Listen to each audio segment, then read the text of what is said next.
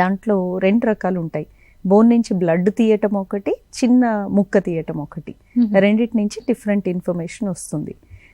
ఈ బోన్ నుంచి తీసే బ్లడ్ నుంచి ఇన్ఫర్మేషన్ మనకి 24 గంటల్లో మెజారిటీ ఆఫ్ ద టైం వస్తుంది. కొన్నిసార్లు దాంట్లో తెలియకపోతే ఆ ముక్క కోసం వెయిట్ చేయాలి, ఆ బయాప్సీ కోసం. That can take about 3-4 days. So దీంట్లో ఓన్లీ దాన్ని చూడటం కాకుండా దాంట్లో జెనెటిక్ ఇన్ఫర్మేషన్ ఎట్లా ఉంది, క్రోమోజోమ్ ఇన్ఫర్మేషన్ ఎట్లా ఉంది, ఆ క్రోమోజోమ్స్లో ఉండే జన్యుపరమైన చేంజెస్, జీన్ మ్యూటేషన్స్ అంటాం. ఈ ఒక 63 రకాల సెట్ ఆఫ్ జీన్స్ చూస్తాము అక్యూట్ ల్యూకిమియాలో. ఏఎంఎల్ అనే దాంట్లో మనకు తెలిసి ఒక 64 జీన్ మ్యూటేషన్స్ మనకు తెలుసు. ఇదిగో ఇది వస్తే బ్యాడ్గా అవుతుంది, ఇది వస్తే మంచిగా అవుతుంది అని.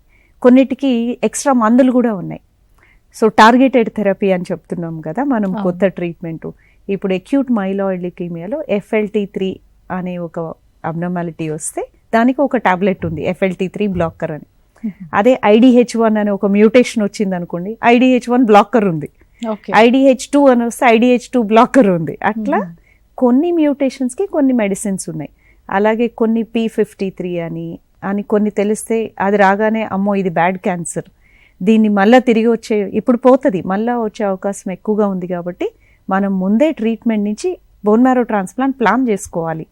ఆ ఇన్ఫర్మేషను ఈ స్పెషల్ టెస్ట్ల వల్ల వస్తుంది. లాట్ ఆఫ్ టైం మనకి బోన్ మ్యారో నుంచి టెస్ట్లు పంపించడానికి యూజ్ అవుతుంది. సో డయాగ్నోసిస్కి, ప్రోగ్నోసిస్కి, ట్రీట్మెంట్లో ఆ కొత్త మెడిసిన్స్ వాడాలా, టార్గెటెడ్ మాలిక్యూల్స్ వాడాలా అంటే ఈ ఇన్ఫర్మేషన్ చాలా యూస్ఫుల్గా ఉంటుంది. ఓకే.